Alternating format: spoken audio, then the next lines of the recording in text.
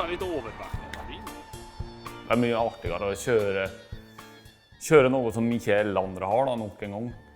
Det er bare mye artigere. Det var kanskje den eneste bilen som var nede på der, som på amerikansk sort. Det var kanskje 2 andre biler, tror jeg. Det er samme hva du kjører. Du kan bruke alt på bane, du kan bare bruke det. Samme hva du har, bare bruke det. Bruke det for deg det er vel. Om det ryker det, så ryker det. Du har jo greid å bygge det en gang, så greier du å bygge en gang til.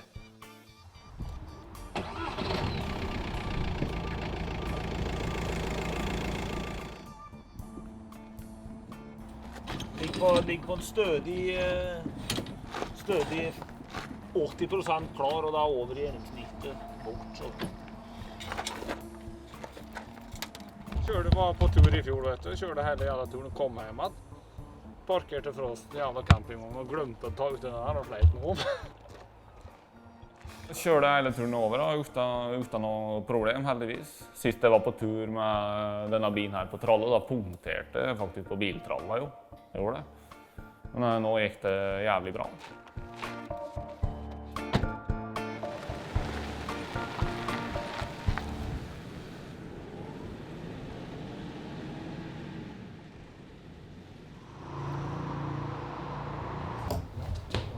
Du vil ha sånt på det?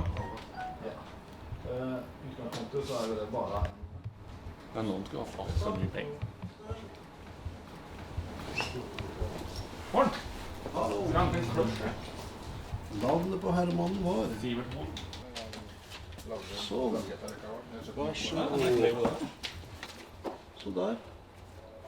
Ja, takk skal du ha. Ha det godt. Det var vakkert skoter.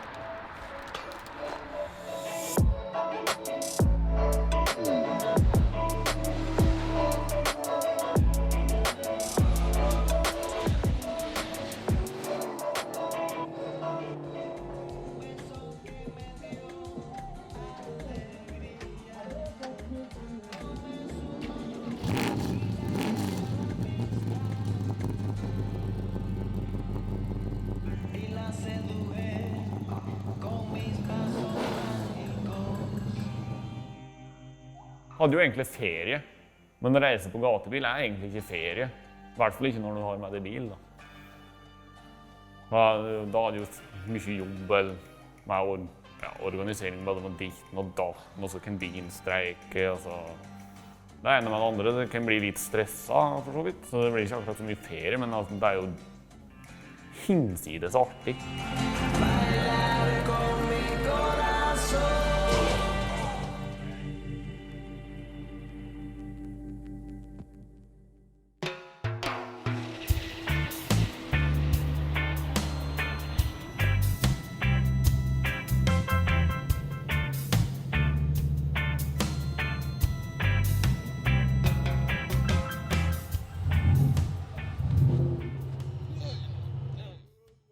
På torsdagen så var den teknisk.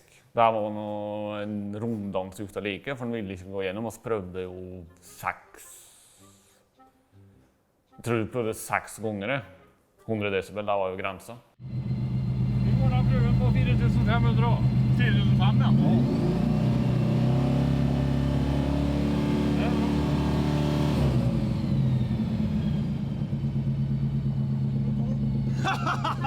Kom igjen.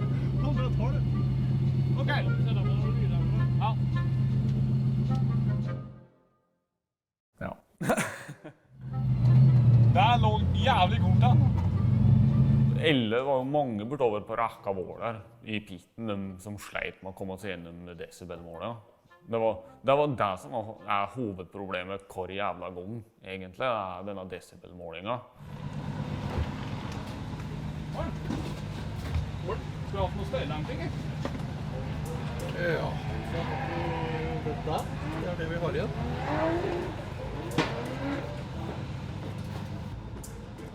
Mye er for stykker? Så Ja, det er prisen på stykker.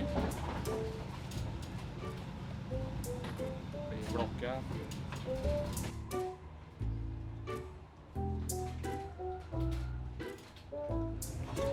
Så tenkte jeg sånn her.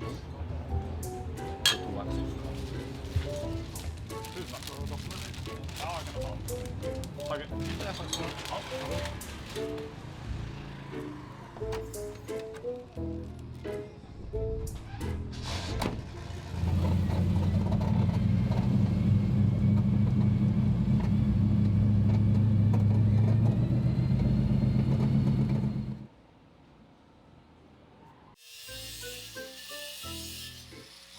Støtt, true.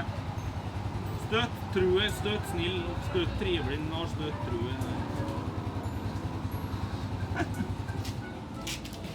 Dette her nå jeg gjør nå, det er fyrt.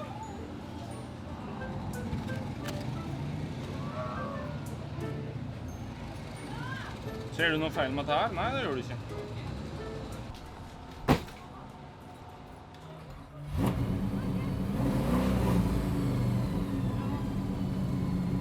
Det var ikke mye bedre. Den ble lavere. Og lavere er bedre.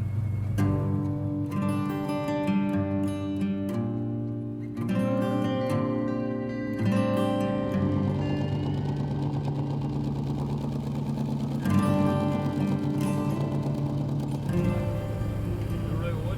Nei. Ikke helt nå? Nei.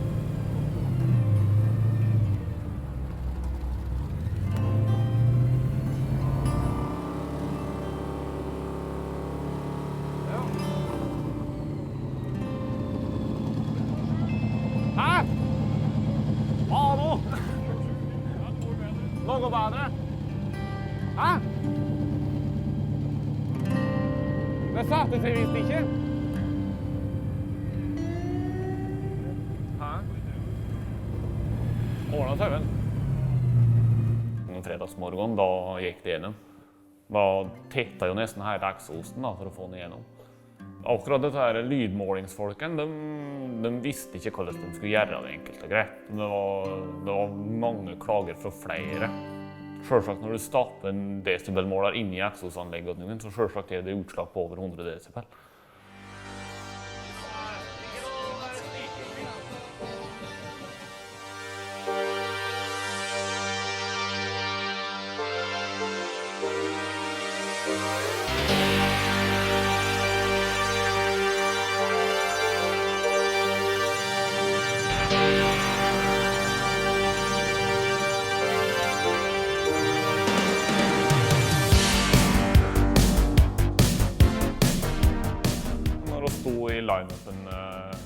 Line-upen der, så kom jo Arild Dyrkoen ut til å komme intervjuet oss.